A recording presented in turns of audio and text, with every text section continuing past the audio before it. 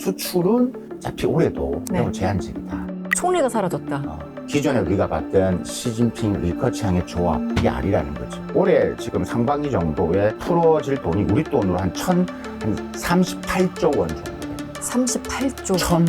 1038조.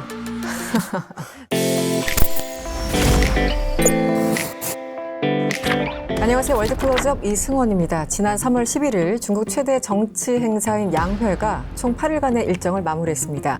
국회격인 전인대는 이번 회의에서 경제성장률 목표치를 5% 안팎으로 설정하겠다라고 발표했죠. 지난해와 유사합니다. 2023년 최종 성장률이 5.2%를 기록하면서 부동산 침체, 그리고 국내외 수요 부족 등 각종 악재 속에서 선방했다는 평가가 나오기는 합니다만 이런 상황을 올해도 이어갈 수 있을지에 대한 전망은 그다지 밝지 않습니다. 한편 중국 정부는 양회에서 국방 예산을 7.2%로 증액한다고 발표했죠. 사상 최초로 국방비가 1조 6,700억 위안, 그러니까 한화로 309조 원을 넘긴다는 건데요. 그렇다면 비관적인 전망이 이어지고 있는 중국 경제 상황 속에서 이런 국방비 증액은 어떤 의미를 내포하고 있는지 전문가와 함께 알아보도록 하겠습니다. 교수님 안녕하세요. 맞습니다. 네, 간단하게 자기소개 좀 부탁드립니다.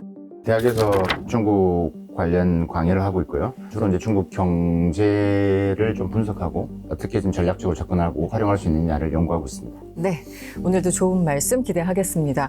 먼저 최근에 많은 분들 기사를 보셨겠지만 양회 얘기가 시끌벅적했어요. 중국 네. 양회. 일단 양회가 뭔지 그것부터 좀 헷갈린다라고 생각하는 분들 계실 텐데 설명을 간단하게 해주시면. 양회니까 two session, 영어로 이야기하면 네. 두 개의 회의가 동시에 진행된다. 하나는 이제 인민정치협상회의라고 좀 길죠. 그냥 정협 이렇게 기억하시면 돼요. 네. 그러니까 이건 자문기구라서 파워가 있지는 않아요. 법을 바꾸고 방향 설정을 하는 건 아니라 그냥 말 그대로 자문기구. 네. 보통 정협이 전인대보다 하루 먼저 시작합니다. 하루 먼저. 네. 그래서 이제 정협이 개막을 먼저 하고 바로 다음 날 여러분들이 많이 들어보셨던 전인대, 전국인민대표대 전인대가 시작이 되죠. 전인대는 우리 국회와 같은 거죠. 우리는 자주 열리지만 중국은 1년에 한 번, 1년에 한 번. 3월 초 전인대 개막식 날 총리가 이제 개막식 연설을 합니다. 네. 그러니까 전 세계에 관심을 갖는 건 뭐냐면 도대체 올해 중국 경제 성장률을 몇 % 이야기할까? 그렇죠. 여기에 모든 관심이 가 있는 거예요. 그래서 올해 돈을 얼마나 풀까? 중국이 돈 좀 많이 풀어야 되는데 이런 관심을 가지고 있는 거예요. 그래서 이제 보통 1시간 정도. 네. 올해는 이창 총리가 한 50분 정도 했습니다. 네네. 그래서 양의가 가진 의미는 한 해에 중국 경제의 군사, 과학, 기술, 외교, 안보 다 이해할 수 있는 두 개의 행사다. 이렇게 보시면 되겠습니다. 이번에 가장 제 눈에 띄는 건 총리가 사라졌다. 30년 정도, 그러니까 93년부터 시작됐죠. 총리가 폐막할 때 기자회견을 해서 내외신 이제 언론들을 향해서 얘기하는 게 어떻게 보면 하이라이트였고 마지막 정리하는 분위기였는데 없애버렸어요. 이걸 어떻게 봐야 됩니까? 몇 가지 이유가 있을 수 있습니다. 첫 번째는 하늘에 태양은 두 개가 없다. 왜냐하면 전인대는 네. 주인공은 총리거든요. 말씀하셨다시피 개막식에 연설 1시간 하고 그다음에 폐막식 때 대본 없이 내외신 기자들하고 그대로 그전에 리커창 총리 돌아가셨지만 네네. 그분이 대본 없이 숫자를 그대로 이야기를 하면서 네. 내외신 어떤 질문도 받아냈거든요. 설명을 굉장히 잘하셨던 잘하셨던 걸로 걸로 유명했어요. 네. 거기서 이제 총리가 엄청 뜨는 거거든요. 그런 부분에서 이제 리창 총리가 좀 부담이 될 수도 있었고, 지금은 그때랑 다르고, 지금은 완전히 시진핑을 중심으로 수렴되고 있기 때문에, 네네. 일단 본인 스스로가 좀 그런 걸 친다는 것이 좀 부담이 됐던 것 같고, 두 번째는 경제 상황이 좀 안 좋고 하기 때문에, 거기에 대한 말실수, 이런 부분에서 조심스러울 수 있었을 겁니다. 왜냐하면, 네. 조금 내부적으로 들어서 말씀드린다면, 시진핑, 시자준이라고 하는데, 시진핑이 있으면 또 시진핑에 잘 보이기 위한 여러 그룹이 있지 않겠습니까? 그렇죠. 그러면 리창이 지금 넘버 2긴 한데 그럼 넘버 3, 4에 해당되는 여러 사람들도 견제를 할 거라. 그럼 이 사람이 혹시나 대본 없이 하는 내외신 기자회에서 어떤 여러 가지 문제가 생기면 그걸 꼬투리를 잡아서 문제화시킬 수 있거든요. 이건 내부적으로 알려지지 않았지만 제가 보기에는 그런 이슈가 있다. 미리 그걸 미연에 방지를 하려고 하는 것도 있었던 것 같다. 저처럼 이제 잘 모르는 사람들이 보기에 주석이 총리 견제하느라고 그거를 좀 없애버린 거 아닌가? 라는 생각도 들거든요. 근데 총리를 견제한다는 게 말이 잘 안 되는 게요. 네. 리창 총리는 시진핑 주석의 거의 비서실장이었습니다. 그러니까 기존에 우리가 봤던 시진핑 리커창의 조합, 네. 이게 아니라는 거죠. 그럼 정리하자면은 일반적으로 언론에서 해석하기로는 총리의 역할을 대폭 줄이는 거 아니야라는 게 일반적인 해석이었고 그래서 제가 질문을 드렸는데 과거 시진핑과 리커창이 아니라 지금의 그 시진핑과 리창의 관계를 본다면 그렇게만 해석할 수 없다. 네, 왜냐면 자기 다르다. 사람이니까. 완전 다르다. 네. 자기 사람이라고 보시면 되고. 알겠습니다. 어떤 상황이었는지. 그리고 모든 이제 언론에서 주목했던 건 결국은 경제였어요. 네. 경제 상황을 어떻게 스스로 진단했는지 어떻게 보셨습니까? 총리가 5% 내외를 발표를 했죠. 네. 제가 이제 다른 칼럼이나 방송에도 제가 양해가 있기 전에 제가 전망을 했었거든요. 5% 내외가 분명히 될 것이다라고. 그 이유는 매우 명확합니다. 양해가 이제 있기 전에 보통 1월, 2월 달에 지방 양해가 열리거든요. 네. 31개 성시에서 이제 지방 양해에서 올해 성장률을 정합니다. 그 성장률을 정해서 중앙에 보고를 하죠. 네. 그래서 그 31개 쭉 이제 가중 평균을 내는 거예요. 요번에 가장 높은 데가 하이난, 티벳 이런 데인데 네. 여기가 뭐 8% 이상, 낮은 데가 텐진 이런 데거든요. 네. 그 가중 평균이 이번에 제가 계산을 해봤을 때 5.4% 정도 나왔다는 거죠. 그럼 보통 중국은 총리가 발표할 때는 거기서 0.4에서 0.6%포인트를 뺍니다. 빼요? 네. 그러니까 좀 보수적으로 발표를 네네. 한다는 그러네요. 거예요. 그럼 대충 계산을 하면 5% 내외가 될 것이다. 우리 국내는 총리의 50분 그 정부 업무보고를 이야기했는데 네. 사실 그 전인대 일주일간 장관들의 도어스태핑, 기자들과의 만남이거든요. 거기에 알맹이들이 매우 많습니다. 아, 그렇군요. 그치? 총리는 그 50분 동안 아까 말씀드렸듯 정치, 외교, 사회, 문화를 다 이야기해요. 그러면 각 부처 장관별로 질문도 민감하게 기자들이 하지 않겠습니까? 네. 부동산 어떻게 하실 겁니까? 대만 문제 어떻게 하실 겁니까? 미국과의 관계는 어떻게 할 인지 관계 것이냐. 어떤 소비가 안 좋은데 상무부장님 어떤 대책이 있으십니까? 네. 특히 좀 관심 있게 봐야 될 게 지방 양회 각 31개에서 어떤 단어 키워드를 쭉 뽑아왔는데 제일 많이 등장한 게 역시 소비였습니다. 소비. 네, 소비. 제시한 그 성장률을 맞추기 위해서는 결국은 답은 뭐다? 내수 소비를 위해서 만들어야 된다는 것. 그래서 결국 중국의 올해 방향성도 결국 이제 소비를 어떻게 부양하느냐. 수출은 어차피 올해도 매우 제한적이다. 지금 전기차, 배터리, 태양광이 고군분투하고 있고 작년에 거의 0.6% 증가했습니다. 전년 대비. 수출이. 그러니까 안 대투하는 거죠. 그러면 중국이 할 수 있는 올해 5% 내외를 할 수 있는 방법은 결국 두 가지입니다. 결국 소비고요. 그 다음에 투자죠. 근데 투자인데 고정자산 투자나 부정자산 투자는 막 풀지 않겠다는 거죠.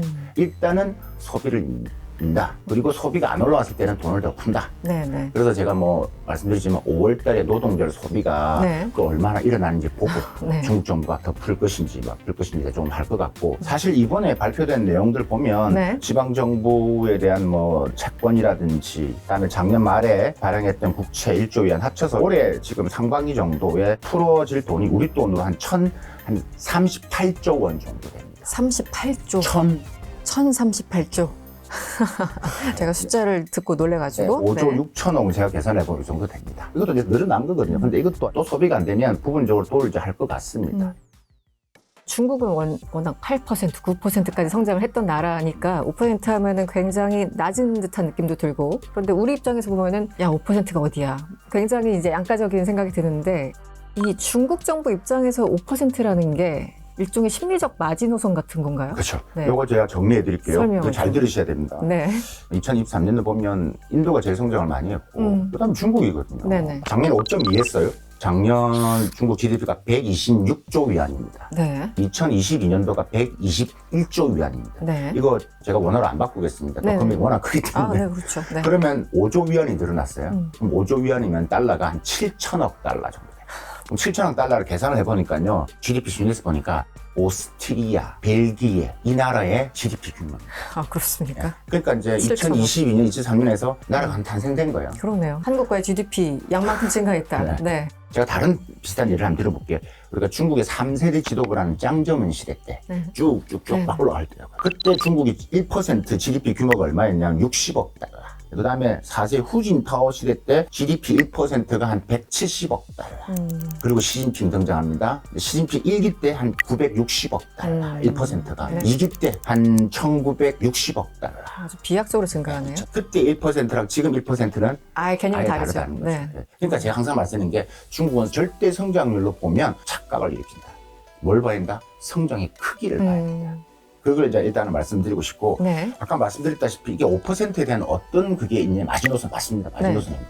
가장 큰 것은 취업률이죠. 취업률. 중국 1%의 GDP 성장률은 보통 고용 유발 개수 효과가 네. 한 270만 명 정도 270만. 됩니다. 260에 70만 명. 네. 그러니까 지금 중국 대학을 졸업하는 애들이 올해 1174만 명 정도 될 거예요. 제가 알고 있기로. 그러면 대충 1000만 명 이상의 일자리를 만들려면 네. 5%는 방어를 해야 됩니다.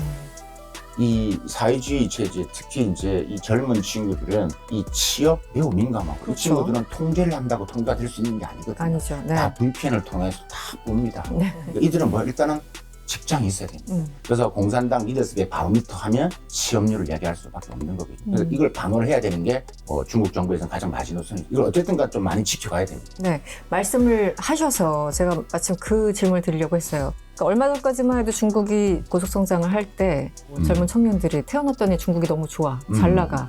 2008년 이후부터는 뭐 G2 국가래. 맞아요. 네. 그래서 소위 말하는 애국심 고조, 여러 가지 사회적인 분위기가 있었다고 해요.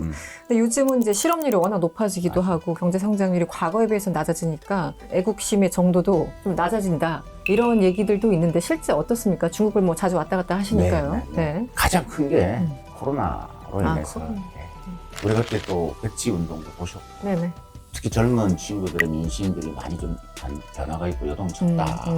네, 갇혀 있는 거잖아요. 그렇죠. 그러니까 일단 가장 그게 큰 계기였고 그리고 이제 리오프닝이 됐는데 일자리가 없어. 그러니까 사람이 일자리가 없으면 많이 이제 위축되는 거고 그렇죠. 그러면 다 당연히 이제 사회적으로 불만이 많아질 수밖에 없는 거고.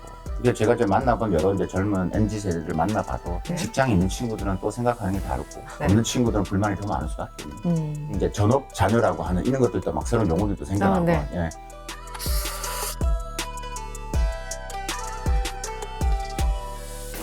이 청년 실업률 지금 상황은 어떻고 올해 전망은 어떻습니까? 추이로 보면은. 우리가 이 취업률을 가장 높이는 게 바로 이 중소민영기업이거든요. 네네. 그러니까 중국 취업률의 한 80%를 누가 쥐고 가냐면 중소민영기업들입니다. 국영기업들이 아니라. 네. 이제 민영기업들이 상황이 안 좋기 때문에 네. 여기 안 좋은데 취업이 될 리가 만무하죠. 네. 그렇기 때문에 민영기업들을 위한 여러 가지 제도적으로 뭐 대출 확대라든지 세수를 좀 더 줄여준다든지 또 이번에 양해에서도 계속 강조를 하고 있고요.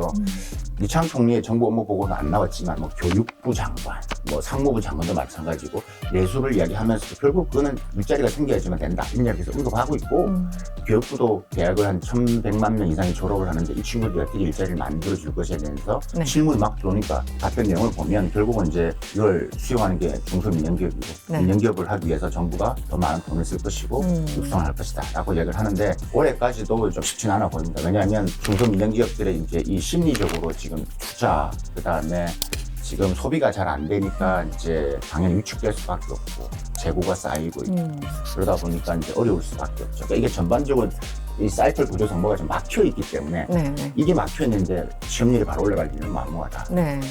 이번에 이제 양해를 보면서 제가 느낀 것은 네. 지방 양해든 총리의 양해, 개막식 연설이든 야 이건 전부 다 미국이 싫어하는 것만 하겠다라는 거네 라고 그래요? 보이는 거죠. 네. 그 지방 양해가 매우 중요한데 제가 첫 번째 소비를 말씀드렸지 않습니까? 네. 그다음에 2위, 3, 4위 이렇게 보면 다 과학기술, AI 다 이제 우리가 이야기하고 있는 뭐 신형 인프라 부분들, 뭐 전기 충전소를 더 많이 네. 시겠다든지 총리의 개막식 연설에서도 요즘 새로 나온 개념이 이제 신질 생산력 이런 거는 오늘 처음에 나왔던 용어들이거든요. 네. 처음 들어보셨어요? 네네. 이게 뭐냐면 결국 혁신을 통해서 중국 경제 체질을 바꾸겠다는 이야기예요.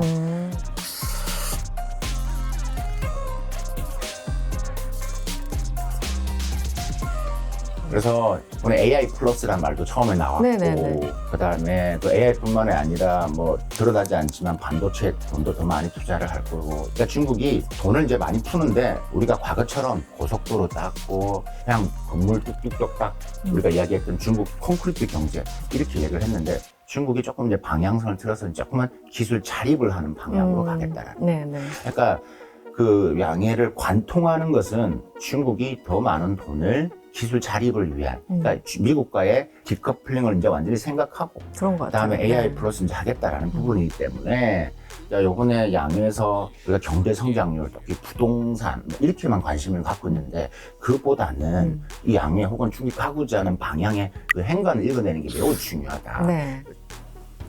지금 바이든 정부고 앞으로 뭐 트럼프가 될지 아니면 바이든이 한 번 더 집권할지 모르겠지만 그 중국을 견제하는 그 정책의 속성은 변하지 않고 오히려 강화될 거기 때문에 중국도 거기에 대해서 대비해서 정말 디커플링을 준비한다는 느낌을 받았습니다. 기술 자립. 그렇죠. 계속 네. 합니다.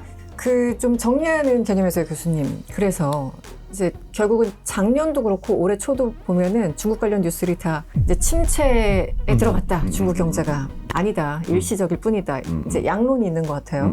지금 이 시점에서 교수님은 어떻게 보고 계십니까? 경기 침체를 하면 5%는 되진 않겠죠. 그죠? 네. 근데 침체에 들어가는 입구에는 있는 것 같습니다. 아. 예, 왜냐하면 양에서도 이제 본인들이 부동산 문제, 지방 부채 이런 것들에 대한 지금 인지를 했고 거기에 대한 나름의 해법을 뭐 좀 이야기를 하고 있기 때문에 그러니까 그만큼 안 좋다는 걸 인정을 했다는 이야기죠.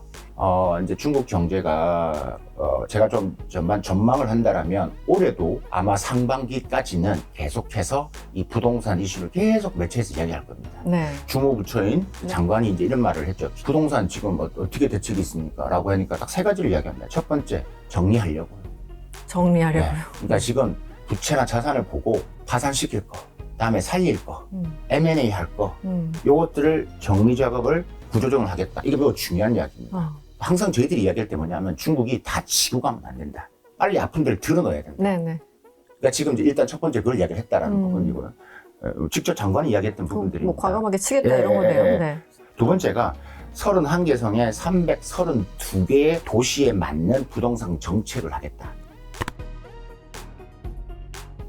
그러니까 베이징, 상하이는 거의 뭐 지금도 뭐 전 시세랑 거의 비슷하게 가고 있는데 2, 3선 도시 떨어지듯 심하고 양극화가 매우 심합니다. 네네. 이게 문제입니다. 그래서 다른 그 지역에 맞는 정책에 따라 돌리겠다라는 거고 세 번째가 부동산 거기서 우리가 딱 조사해서 살릴 기업들에 대해서 네. 돈을 지원하겠다. 그러니까 대출을 또 확대해주겠다. 제가 2월까지 보니까 중국 상업은행에서 한 2천억 위안 정도가 이미 대출이 좀 나갔습니다. 누구한테? 부동산 기업들한테 네. 대출을 해주겠다. 부동산으로 인해서 중국이 망한다. 중국이 위기가 온다. 라는 것은 아니다. 아니다. 보여드리고. 하지만 네. 중국 경제가 여러 가지 있는 문제도 지금 어려움을 당면에 있는 건 맞다. 진로 있다. 그래서 상반기에 부동산 이슈는 계속 듣게 되실 것이다. 근데 이게 시스템 리스크로 간다 안 간다? 안 간다. 안 간다. 네, 저는 확실히 말씀 안 간다. 네. 중국 정부가 할 수 있는 것은 지금 뭐냐? 제가 볼 수 유일한 해법은 일단은 정신을 부양해서 이 사람들로 하여금 돈을 쓰게 만들어요. 네, 지금까지 중국 경제에 대해서 이야기를 들어봤습니다. 다음 주에는 중국의 국방비 예산 증가에 대해서 이야기를 나눠보도록 하겠습니다. 교수님 오늘 고맙습니다. 감사합니다.